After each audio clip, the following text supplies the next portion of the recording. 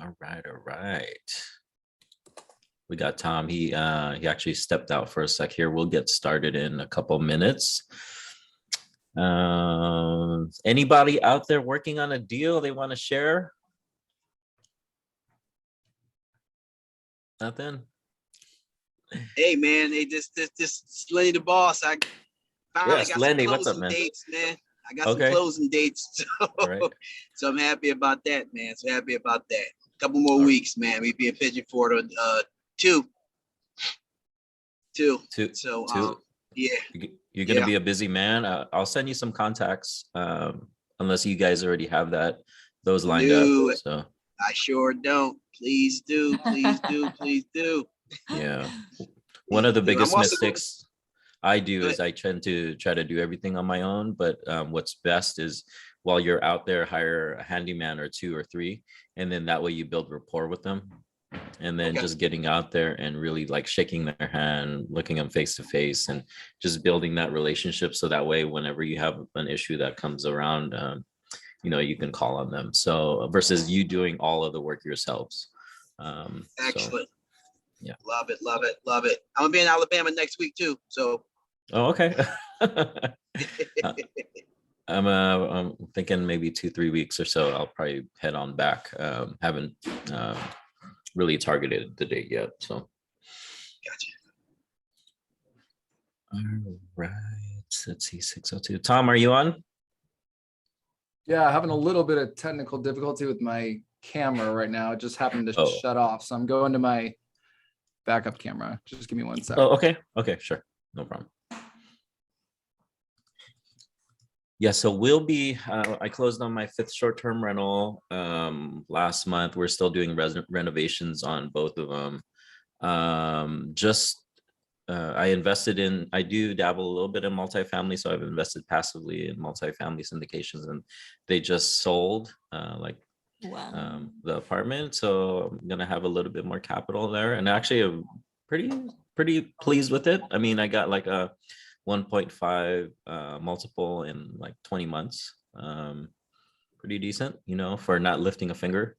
So I'm going to use that. We haven't decided whether I'm just going to put that back into a multifamily deal or put it into another short-term rental deal. So we have options right now, so which is good. So. Okay, Alex, ready to go. Federico, what's up, man? Are you out of renovation nightmares there, or what's the deal? I sent you the link. Give me your advice, your thoughts. Oh yeah. I'll take a look at it again. I think you just need a professional photographer. You have it coming soon, or no? Or are you gonna roll with those? Hire the photographers, spend the $300-400. And make it look like it's out of a magazine. I know you took good pictures and stuff like that, but the professional photographer, it's going to be like night and day difference. It'll pay for itself. All right.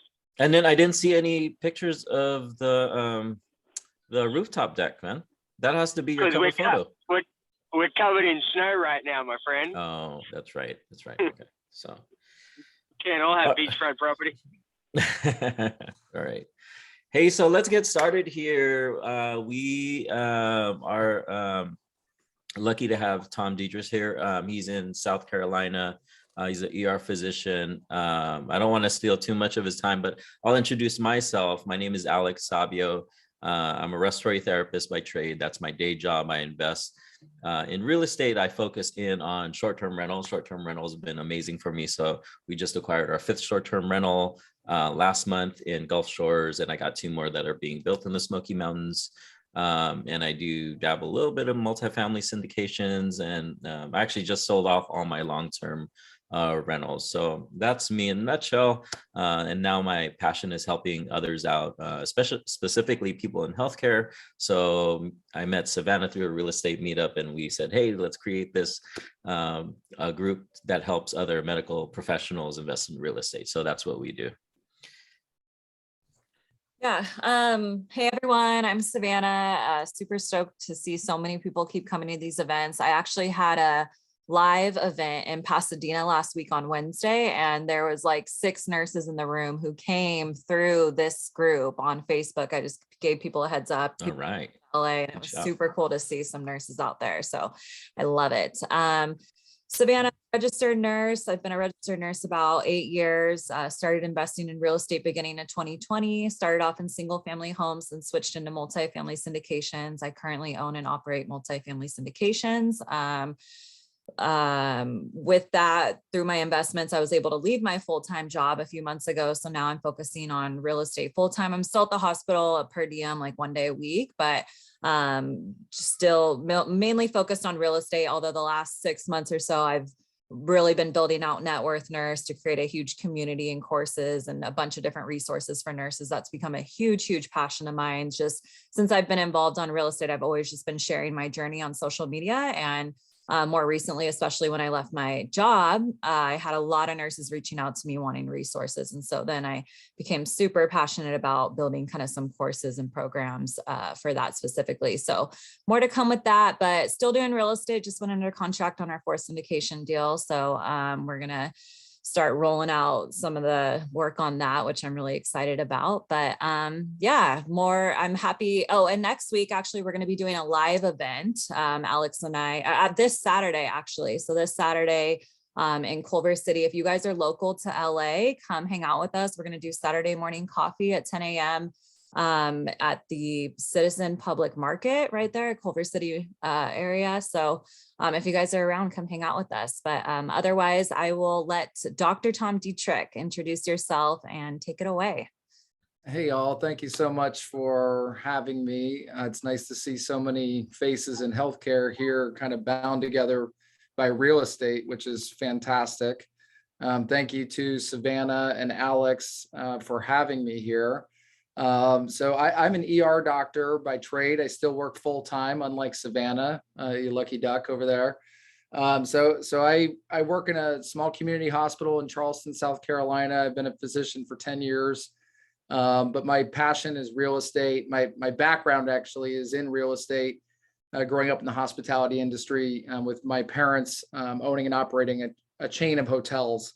But tonight we're going to talk about, in that vein, kind of short-term rentals and how to analyze a short-term rental. It's one of my hobbies and pastimes, is trying to figure out if a house will pencil. And I've kind of gotten to the place where I like to only look at the ones that really, catch my eye and make sense and pass my quick screening tools. So I'm going to go through how I develop that and give you guys an overview of my process and go from there. So quick about me, I kind of went through some of this, but essentially we own and operate a short-term rental business here in Charleston, South Carolina. It's essentially completely passive. We've got a 4th unit coming online this fall. I'm going to show you guys some photos, a place called the Palms. It's a luxury, like 7-bedroom bridal suite, focused on the bridal and bachelorette industry. Our income is over 150K annually, but this bridal suite, I think, will put us over about 400,000 next year.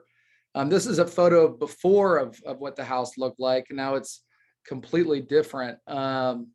It's 1 block from King Street, which is our main drag in Charleston. And essentially it's going to be a place for events. We built a giant courtyard. I'm going to flip through a couple photos just to show and tell. Can you guys still see my screen or no? Yeah, it looks black Okay. right now. So let me share. Yes, new share. Give me 1 sec.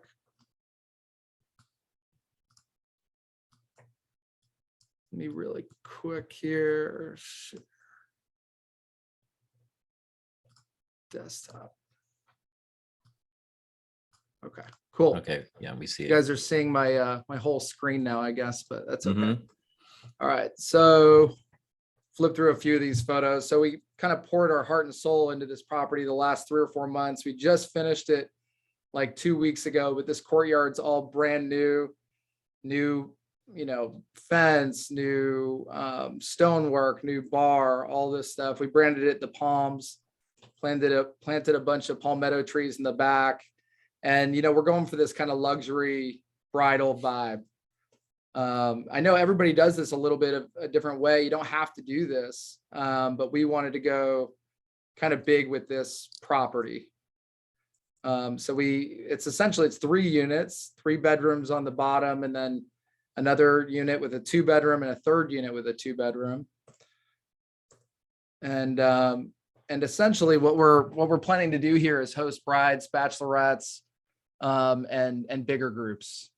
So this is kind of what we're up to. Anyway, I'm not going to flip through every picture, but Yeah, I love it. I mean, it looks amazing. I want to stay in it. I'm not a bride or anything like that. Thanks, man. It's a lot more high end. I think you're gonna absolutely kill it. Hey, could you put a link maybe later on to, because I know you have a Facebook page or whatever. There's 69 of us that are on right now. If we can help Tom out, maybe just like that Facebook page just to help him out, or even if he has like a Facebook or not Instagram, Instagram or Yeah, I would Airbnb love that. listing or something that we can help him through the Airbnb algorithm or something to like those listings. thank you. Yeah, I'll do that. It's facebook.com/Palms of Charleston, and the Instagram's the same, Palms of Charleston. But this property for us was like a lot of attention to detail, higher end finishes. My fiance actually made all the chandeliers in the property. We kind of just went like all out on this place. So we're super excited to launch it. And actually we just launched the Facebook and Instagram and got like 3 or 4 requests to book for brides today, which is wild. So very excited about that. But anyway, that's what we're up to. My other adventures that I'm into are, I'm the host of the Doctors Investing Group, which is essentially helping physicians get into real estate any way that we can. And then I also founded Dig Capital, which helps physicians get into multifamily syndication. So, all right, let's get on with the presentation here though. So the most important thing is to know the market. You really have to know the market like the back of your hand, right? So you want to find a place that has a special attraction to it. And in general, a place that's got a year-round business. The biggest risk I see in the industry is with regulation. So you want to find a place that not only has that special attraction that's going to attract year-round business, but also has regulations in place, or that you can't foresee them ever, putting in regulation to get rid of short-term rentals. And I think that's a huge risk in the industry moving forward. So it's something to strongly consider. And then you've got to really think about the home prices compared to the income that you can get from the property. So, and then you've got to understand where the best locations are in that submarket. So you want to map out various distances to the attractions, and how far away are you going to be? Is this a place that has to be walkable? Here in Charleston, if you're 40 minutes outside of town, it may be viable to do a short-term rental, but really people are here to go about, walk about the city, and kind of be in the midst of everything. So you kind of want to pick where your dream rental would be, and then go try to find that property. And then going back to the regulations, calling the city, kind of double checking on all the regulations. I know we looked into the Asheville market for quite a while, and you find out quickly that you really can't be within the center of the city in the Asheville market. You got to go kind of right outside. So then the question is, where do you look? Is it Black Mountain, or how far away can you be from the center of the city where it still makes sense to do it, where people want to go there, but you're going to be legally allowed to do it. So I think that's a crucial part, and really a first step is to think about where do you want to have your vacation rental? And I would start with that first in mind. And then think about the risk of the regulation moving forward. And then this is a big tip that I learned early on that I really think is helpful, is to try to figure out what a price per bedroom for the market is, and what is a reasonable price to pay for a home in that market on a per bedroom basis. And then that way you can take a look and you can say, okay, I understand what a 4-bedroom trades at, so a 5-bedroom should do this. And you can extrapolate that with the income and kind of quickly look at deals faster. And that's the whole idea, is that you're not looking at every deal, right? You're looking at only the ones that pique your interest and make sense. The next thing is to really know your team. So you guys may have talked about this quite a bit, but the team is the most important part of the whole thing. So I think that you should identify a quality property manager in every market. And why would that be, even if you wanted to self-manage, right? Because most people self-manage. They don't want to get rid of their 20, 25%. But the reason is that before you enter a market, you should be finding out all the quality property managers in the area so that you can get an idea of what the income is. And I end up calling all of those people and asking them, what is a reasonable expectation for the income for a given property, and especially on a per bedroom basis, so you can extrapolate that out. So that's why I'd go ahead and identify a quality property manager first. And then the other thing is to go out and build a team of real estate agents. Our guestie's going off with a reservation right now, so pardon me, but that makes me happy hearing that. Mine too. It just went off. Nice. You like here? It's like a dog with a treat. You get excited about yes, it. Yes. You go out and find a team of real estate agents, and I think it's a little bit of a mistake to find one. It seems as though people get attached to real estate agents, especially when it becomes their personal residence. And really, real estate agents are great people. And I have a lot of friends that are real estate agents, but they're salespeople, and their job is to sell you a property.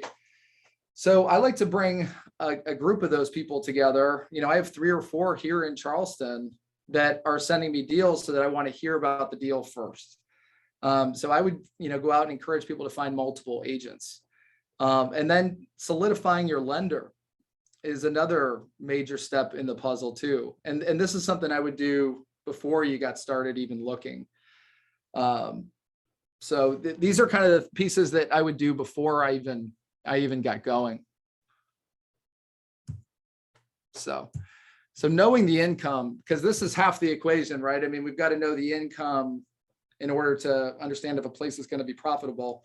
So how can we go about finding out if a property is going to be profitable? And I think that there's a combination of ways, and we do all 3 for all the pro formas that we do.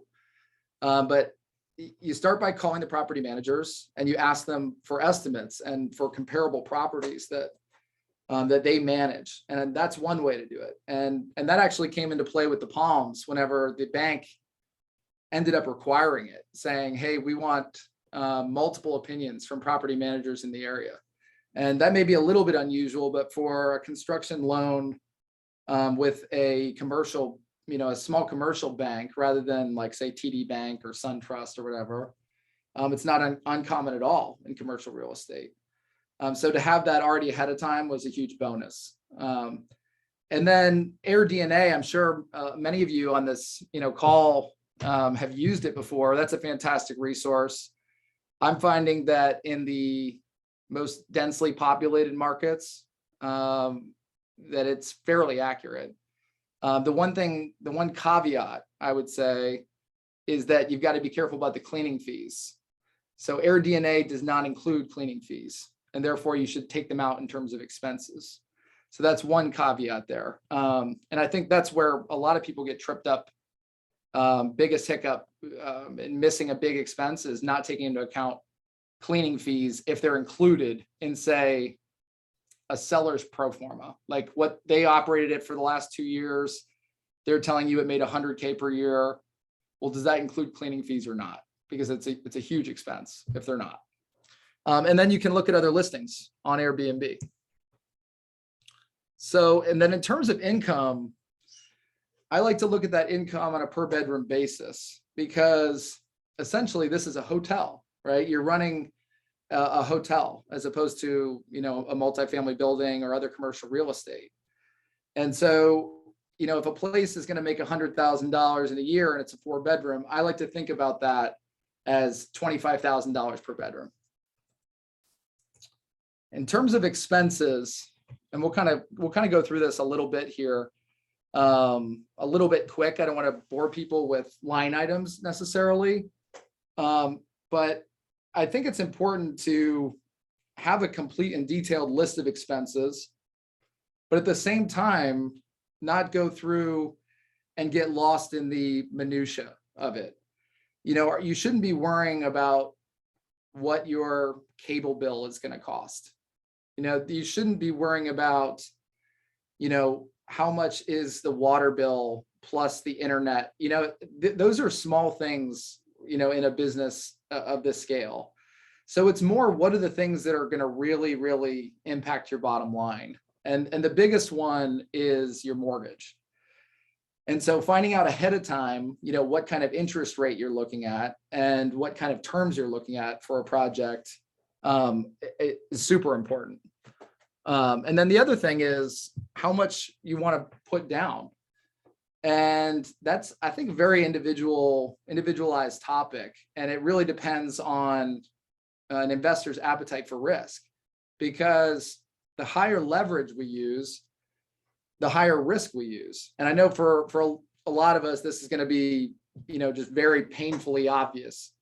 So pardon my, you know, just kind of mansplaining this, but if the more you borrow, the higher your risk is. So if you put down 5% or 10%, you know, you end up with higher leverage, a higher note. And if the cash flow were to stop, more risk. And the opposite is true. If you bought a place completely outright and you paid for it in cash and, you know, the cash flow were to stop, your risk would be virtually zero. Just you'd have to pay for the property taxes.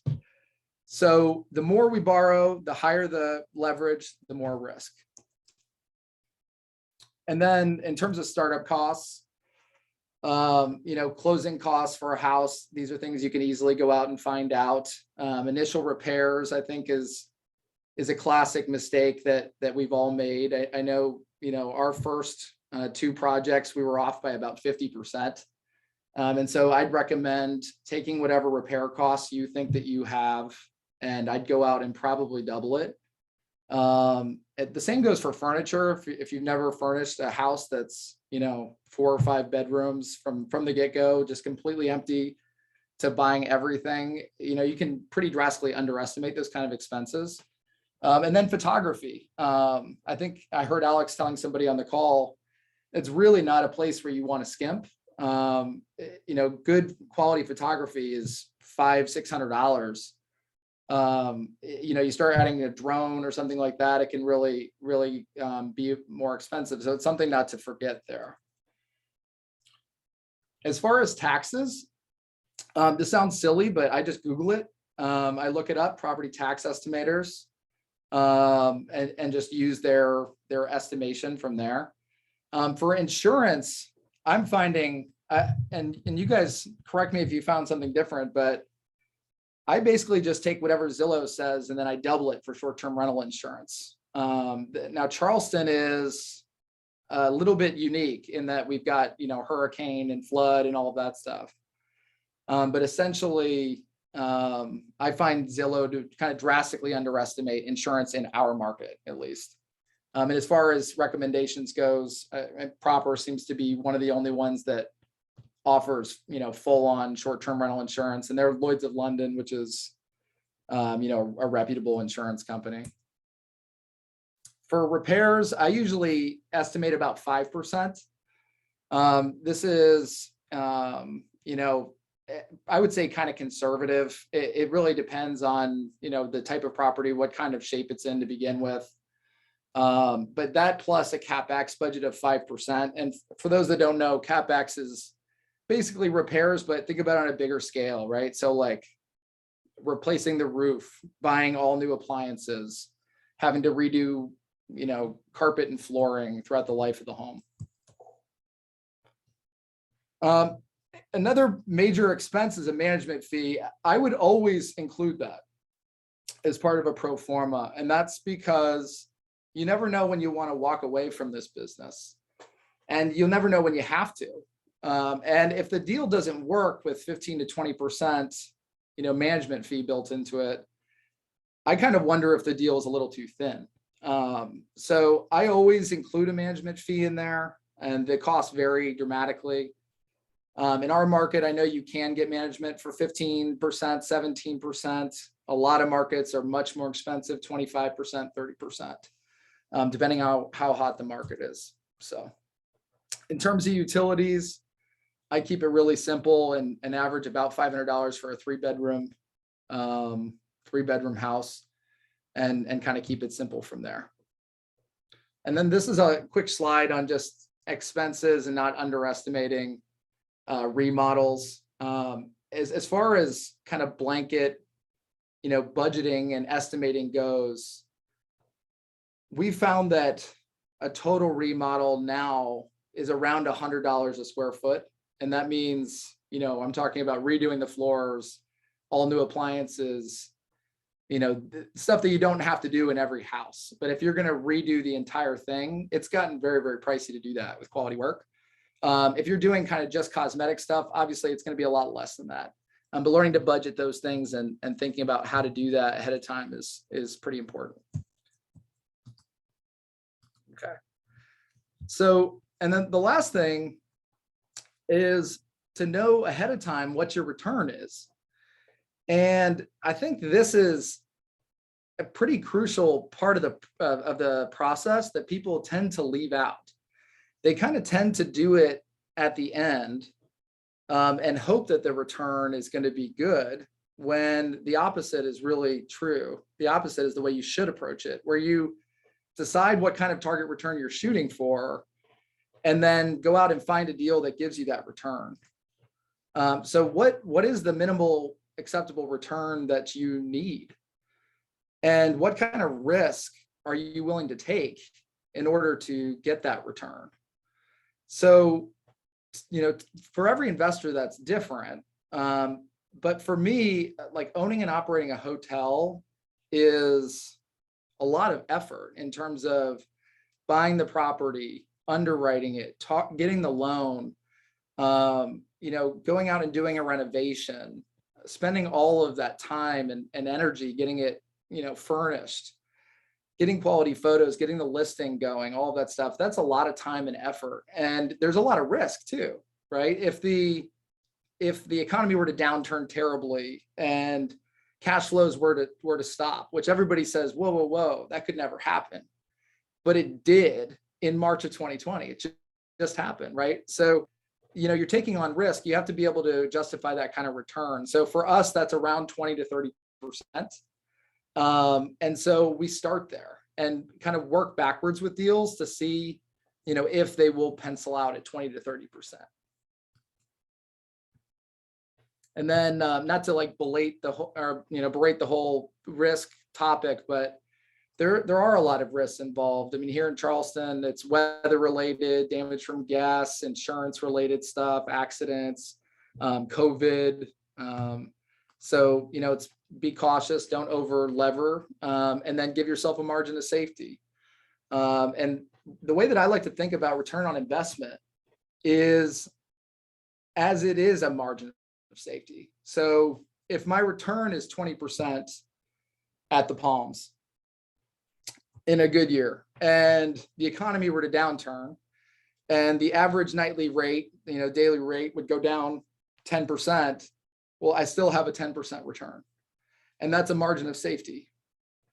But if, the rates were to downturn by 25%, well, now I'm 5% cash flow negative. And now the property costs me money every month.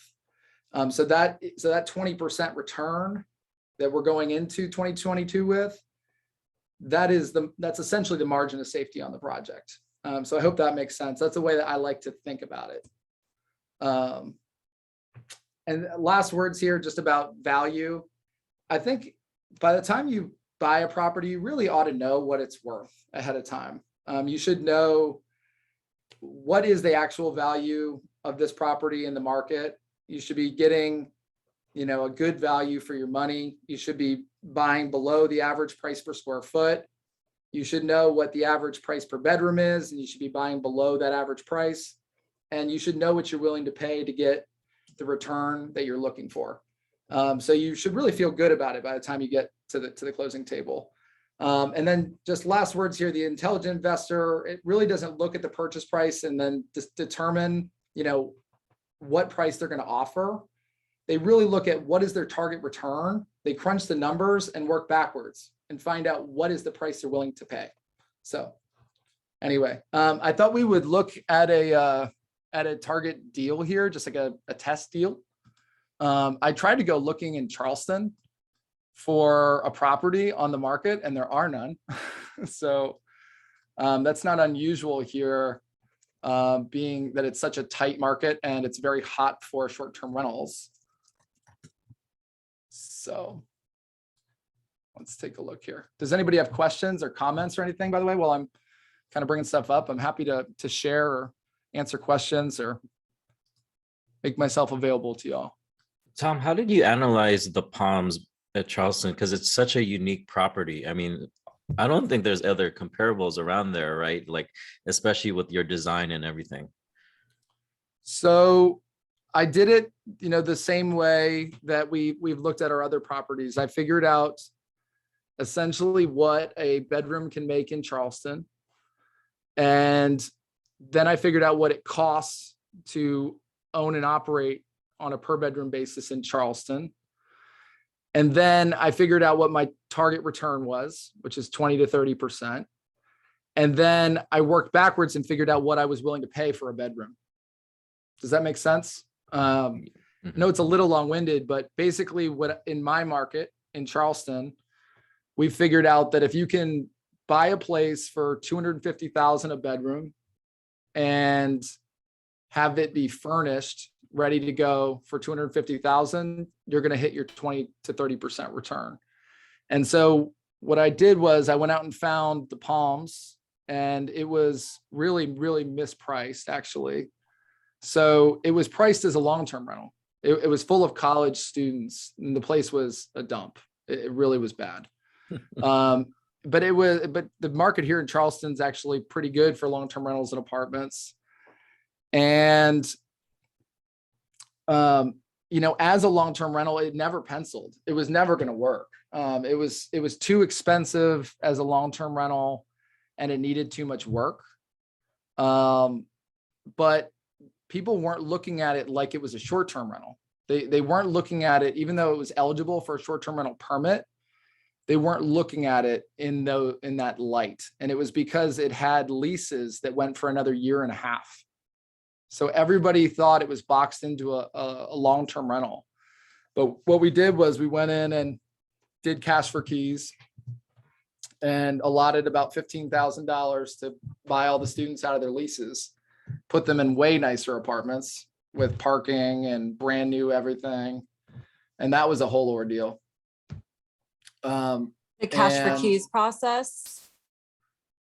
Huge ordeal. Yeah. Yeah. They do that a lot here in Los Angeles, California. I'm really interested, to hear how that went for you. So we thought it was going to be kind of smooth sailing, that we had allotted enough for each student, and the first unit of apartments left happily signing away saying, hey, we'll take the cash, we're good to go. The next two, it took about a month, and it was dealing with, their parents. We had even somebody who said they were going to call an attorney on us. Like they really thought that we were just evil people for doing this, even though the place was a dump. It was right near the main, all the partying in Charleston. It was further from the school. And so we said, hey, why don't we put, your kids in nicer apartments, brand new, renovated, right near school with parking. And, we'll make it right, and we'll pay the difference. And so once they figured out that we weren't going to kick these kids to the curb and we were going to do the right thing, it went fine. But that did take a lot of convincing, I'll say. Who is handling those conversations? You primarily? Yeah. Yeah. Yeah. So it was a lot of back and forth phone calls, getting people to e-sign, essentially they terminate their lease. But that was it. That was a big risk, right? We took a huge risk because, if they had not done the cash for keys, if somebody held out and said, no, we want this apartment, then we were going to cash flow negative for 18 months. So that was really, really made the deal unattractive to a lot of other investors. Everybody looked at it. Everybody who is on our block, who owns short-term rentals, all went through it. But everybody, I think, was a little too afraid of the long-term rental piece. That and the construction. It's a 170-year-old building. So it required a really, really big renovation. But what was cool about the financing is that we were able to finance the whole renovation, including the furniture. Oh, wow. So That's a huge yeah. win right there. Oh, it was awesome. So, the renovation for this project was $600,000. And we were able to finance 80% of that. So we acquired the property with 20% down, and then we put 20% down on the renovation. And so we're levered 80% on the entire project, which is great. So we were able to get into this property at a good price, at a long-term rental price, essentially renovate it, and still go up to that $250 per bedroom. And that was just from experience looking at these deals, realizing, hey, if you can spend $250 a bedroom, which is very, very tough to find now, but if you can get to $250 a bedroom in our market, you're going to do great. And so that's kind of how we pieced this project together. So the lender, when they're doing a construction loan like that with you and furniture, are they working with their own contractors, or how does that partnership work? How are they vetting out what they're paying for in terms of furniture? Are you giving them quotes, or are they giving you a budget and that's how you're doing it? So you start with a budget from the contractor, and then it's a moving target from there. Is it your So- contractor or their contractor, or does it matter? Oh, our contractor. Yeah. Okay. Yeah, our contractor. So it started off with getting the loan approved using our contractor's budget and actually examples of their work. And it was really fascinating. So they appraised the property based on what they thought it was going to be when it was finished, not how it looked. Not the appraised value today. They appraised it on, okay, what is it going to be if you spend X number of dollars with this contractor with examples of their work around Charleston? What would it be in the end? And so they gave us a number, and then they loaned us on that number, which was awesome. It was awesome because to be able to finance the reno and the furniture altogether just gave us so much more leverage to be able to do a bigger project, a bigger reno. So it really, coming up with the cash, all of that cash to do a reno would be really prohibitive. It was a big project. So the design itself, the design and furniture, how much does that cost? Just the design and furniture. So design and furniture, I want to say probably 150,000, something like that. We actually have not broken it down now that we're like taking a breath. We've finished it finally, to go through and actually itemize every single line item. But somewhere around 150,000.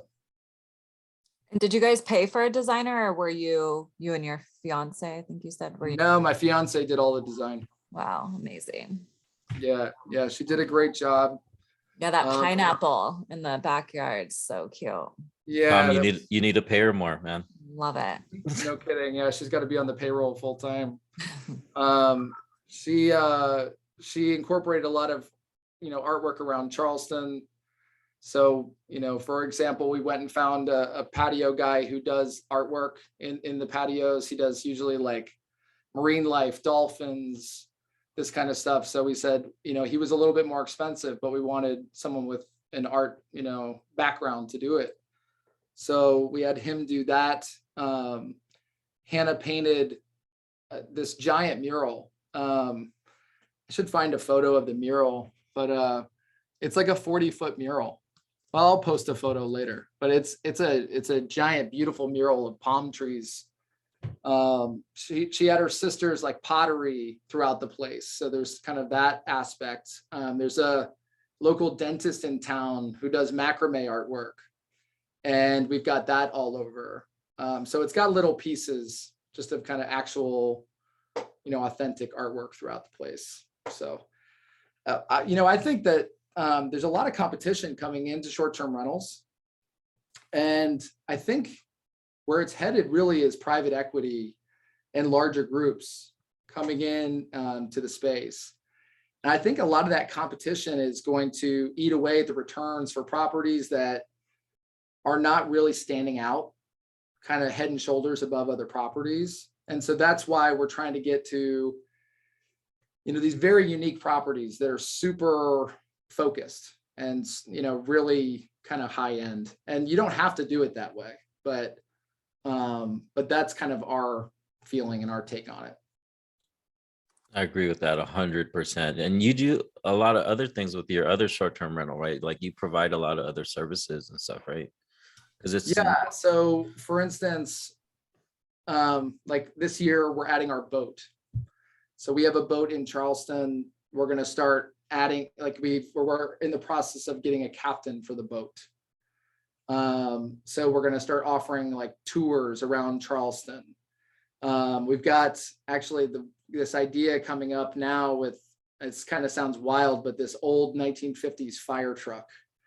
And if we could once we get into peak season, I'm thinking if we can get enough cash flow together, this old 50s fire truck painted baby blue and then just ride people around town. I think that would be super cool too. So we want to offer that for a lot of the brides and bachelorettes. See, that's where I love hosting. You're providing, I mean, it's cool to do, right? To provide these unique experiences and just do something different. I love it. Yeah. It's very, it's fun. It's fun to host people. Yeah. It's just enjoyable to share your city with them too. So, right. What about, like, a lot of questions I have from people are the regulations in Charleston. I mean, what was that like to navigate through? And can anyone just go on Zillow and find properties in Charleston and say, hey, I'm gonna put it on Airbnb, or are there just like specific locations? So it's a good question. So Charleston has a very, very tight regulation around short-term rentals. It's essentially two streets, Spring Street and Cannon Street, which run across the city. I'm trying to bring it up for y'all. I don't know how important it is that everybody sees the map, but it's not very big. It's like 8 blocks, something like that, 8 or 9 blocks, just 2 streets. It's like 180 properties. And so what I went out and did is essentially made a list of all of them and kept an eye on what property meets the criteria. And the criteria are that it has to be on those blocks. It's got to be zoned general business. So it cannot be a regular, residential zoning. It has to be zoned GB. And then as long as it hits those 2 criteria, you're okay. But there's only so many that actually fit that criteria.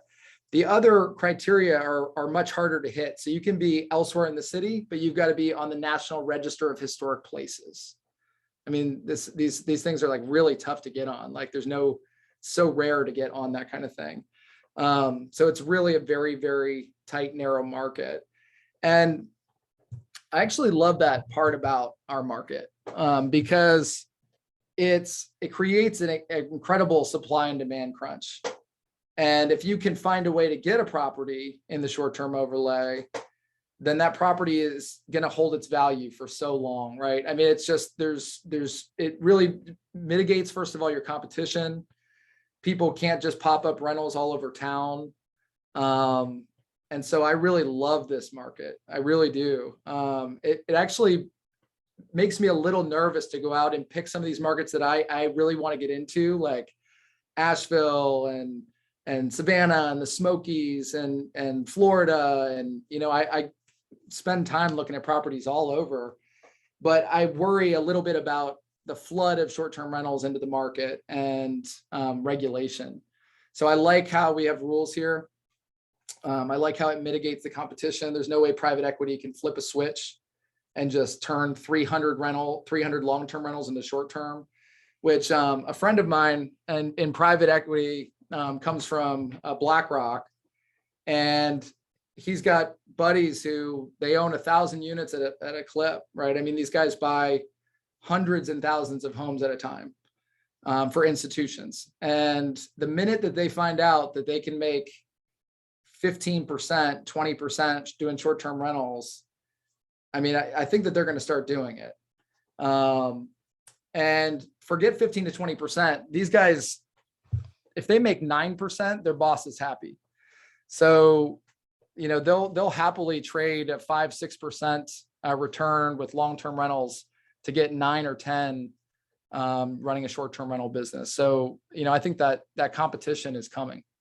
So I actually feel like it'd be a little bit foolish to think that returns would stay strong forever, because when a business has such high returns, it really draws competition, right? I mean, that's the nature of business.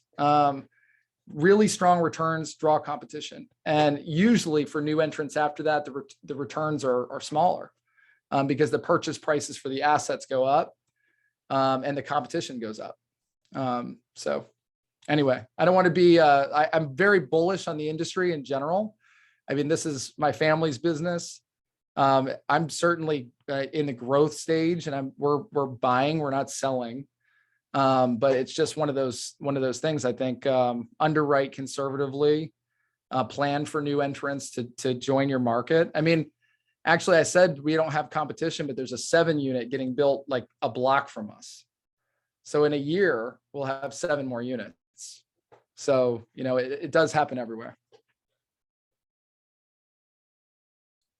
How much different is it analyzing multifamily versus like short-term rental?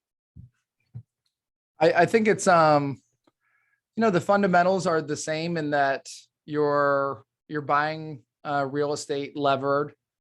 You're looking at cash flows and making sure that you can cash flow the real estate. The returns are definitely dramatically different. I can tell you that. I mean, returns in multifamily, you know, cash flowing somewhere around like 5-7%, something like that. Whereas the cash flows in short term are much higher. But the fundamentals of underwriting them are similar. You know your income well, know your expenses well, and then, you know, underwrite conservatively and only, you know, go through with a deal that you think is going to pencil. Right. I think I get a lot of, you have your investment group with doctors, and I know a lot of engineers where they want to know exactly how much this property is going to make. That I get hit up all the time. Alex, this is a 3-bedroom on the market. How much is it going to make? It's so variable. I mean, it depends on how you're going to run your business. Sometimes it's the luck of the draw. You know, my neighbors in my same community, our revenues look completely different because we run our businesses completely different, right? So that, I think that's where people have a really hard time analyzing short-term rentals, because they want to know exactly how much it's going to make, and I can't tell them that. So there's some tools, like you said, AirDNA. Have you ever tried Rank Breeze? Or no, I haven't. Yeah, Rank Breeze has been pretty cool. You could type in the address and all that, and it'll tell you how much this Airbnb made like within the last 12 months or something like that. So oh, nice. Yeah, that's helped me out a little bit. How long did it take you, all the renovations and furnishing, before you actually went live with it? 4 months. How many hours a week were you devoted to that? So I had a full-time contractor and a full-time fiance. So not as much for me. But man, Hannah's been working on it just around the clock for 4 months.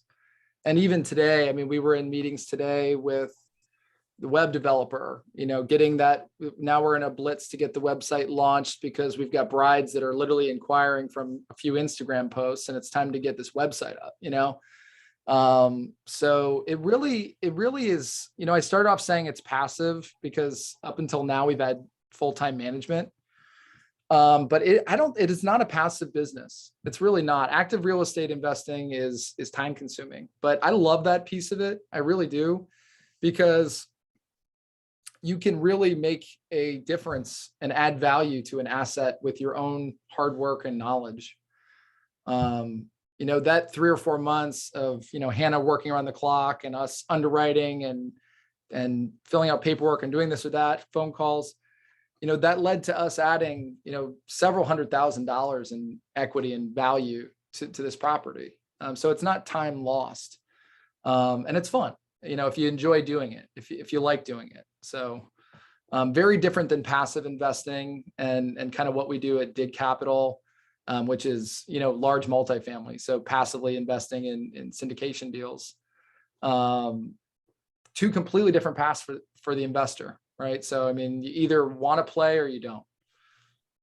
Yeah, I'm assuming a lot of people are on this call because they're very, very interested in short-term rentals, but I know there's a lot of newbies on the call as well. So just goes to show that there's a bunch of different strategies out there. Yes, short-term rentals. I think a lot of people in this group reiterate the fact that it is a hospitality business. You're putting up a lot of upfront work, but then there are ways that you can really automate it and systemize it so that it's not as time consuming down the road, but upfront, yes, it is very time consuming, at least what I've heard, where that's such a cool balance too, that you doing these and then having your multifamily syndications, because I mean, like, I know the syndication route for people and investors to jump into those real estate investment opportunities, still get amazing returns, but not doing any work, zero work. I'm sending my investors like thousands of dollars, you know, for passively investing their money. And it's really cool, the different strategies that you can do in real estate, and awesome that you're in both of them. It's a way to diversify even within real estate itself. Yeah, we like to do a little bit of all of it. I think, you know, we prefer to be active, and for us, that's short-term rentals, but it's nice to get mailbox money too, you know. I just got a distribution check today from our fund from last year, and you know, it always just puts a little smile on your face, kind of getting a check that you didn't have to do anything for. So. Hey, Tom, so for the people out there that have a W-2 job, you're extremely busy as an ER physician. I mean, how much time are you putting into like the short-term rental part of it? So for the rentals that are up and running full time with a property manager in place, I mean, a couple hours a month, you know, it very different if you're managing it yourself. With the right tools, you know, it's a few hours a week. Setting them up is really variable, because it just depends. Are you doing a renovation? You know, if you're not doing a renovation, how quickly can you can move furniture into a place and get it staged in a week, you know, or 10 days. But if you're going to do a full renovation on a house, how have you ever done that before? And you know, how good are you at organizing those people? And are you going to be on top of your permitting? And, you know, at that stage, it can really add up. So for us, you know, the Palms is a big project. It's been 3 or 4 months. It's been an absolute blitz.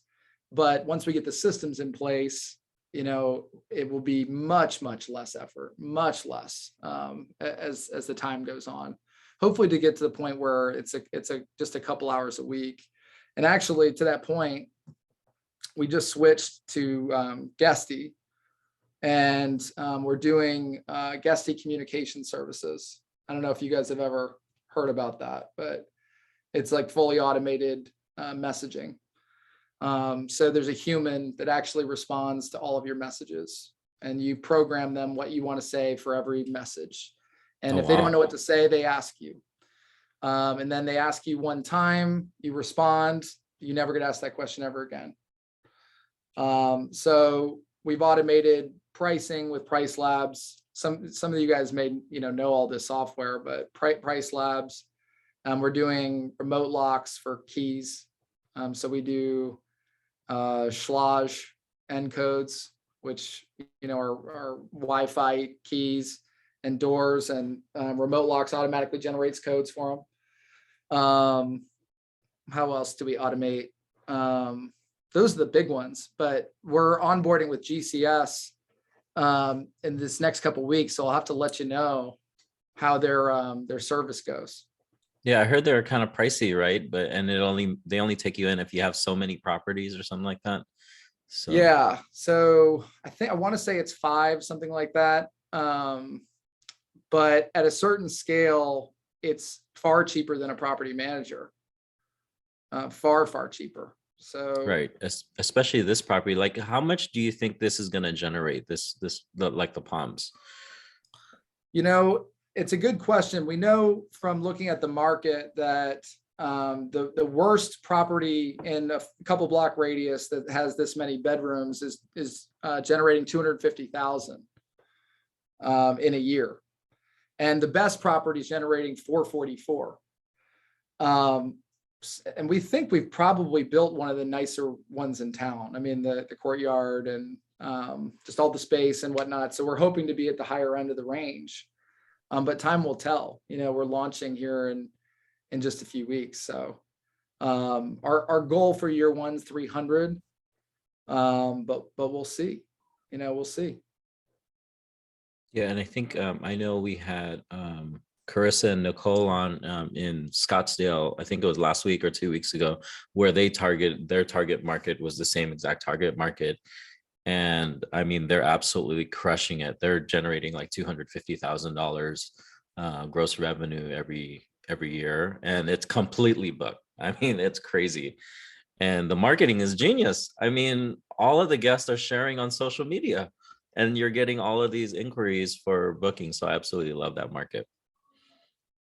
Yeah, it's the higher end market is really unique. I think it's actually going to be more, recession resilient than other properties, which is really the opposite of multifamily, right? Where the Class A $4,000 a month type property, per unit per month type property can really take a hit in a recession, because everyone that pays $4,000 a month in great times just moves to a place that's $2,000 a month, right?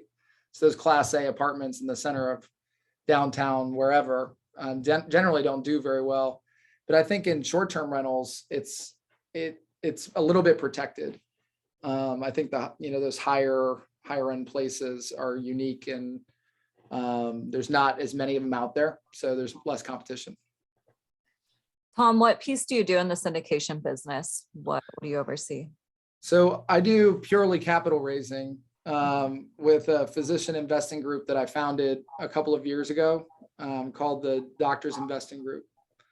And through that Facebook group and my podcast, we raise capital from those physician members. And I don't do any other piece of apartment investing aside from underwriting them. I fly to the properties, I go and visit them and meet the operators for our investors, but I don't operate the real estate at all. So you're underwriting, but you have an acquisition director, someone who's overseeing acquisitions. You're underwriting purely for your own. So we do not own and operate the syndication deals ourselves. So Dig Capital is a broker dealer essentially. So I'm actually licensed to sell syndications. Basically what I do is connect physician investors. They're not all physicians, they just happen to be a lot of physicians, with good investment opportunities. And so I broker the transaction where an investor finds a syndication. I pair the two together, and I get I collect a commission for doing that. Yeah. So just ballpark, if for people in this group who may want to know, what percentage are you getting of the GP and the syndication, and just ballpark, how much did you raise 2021? So we raised about $1 million. So, not a large chunk, but again, it's really a part-time thing for me. We had about 30 investors or so in 2021 and raised about $1 million. And my slice of the GP is small. It's not a huge percentage of the equity. But I really do it just because I get to be part of something new and different. I get to help physicians get into an asset class they wouldn't usually get into. And it's fun. It's fun to help them. So. Yeah. Awesome. Cool. Well, it's already 7 o'clock. Does anyone have any final questions? So much good information. I love it. And I'll be posting this on the YouTube, and it'll also be available on the Facebook group as well through a recording. Thank you guys so much for having me. I appreciate it. If anybody wants to reach out and chat real estate, I'm always available. And I love hearing from other healthcare workers and other folks, you know, in our industry. And I wish everybody the best this year. For those that haven't gone out and done a deal yet, go out and do it this year. Just go out and go for it.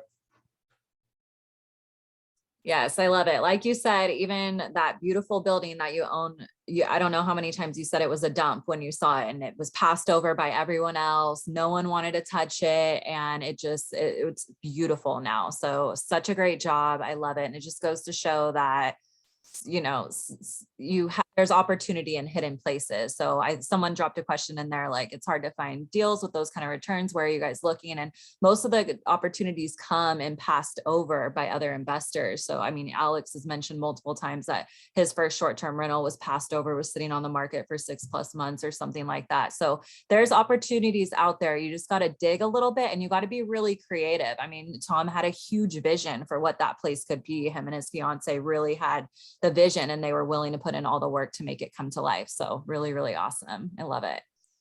Thank you guys. Take care, everybody. Be well this Thank you, year. Tom. See you guys. Hey guys, just a plug for next week's meetup. We have another meetup on next Monday. It's a guy named Bart Sobies. He's going to talk about like building your own direct booking website.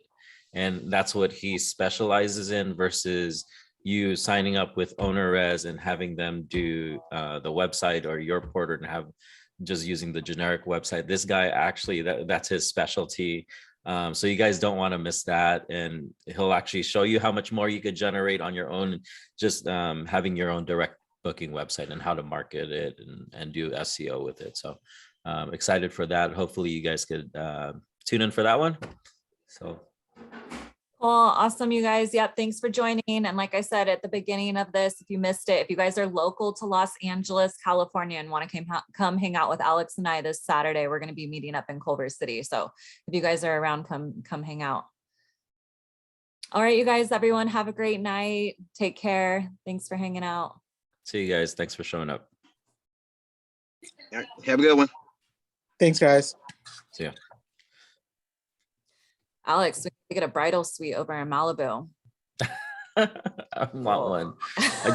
I really just want to provide, I want to have something cool and provide like an amazing experience for people. Oh, I think that'd just be exciting to do. So yeah, I know. It gives me so much thoughts, these type of calls. So love it. yeah. All right. Well, see you Saturday.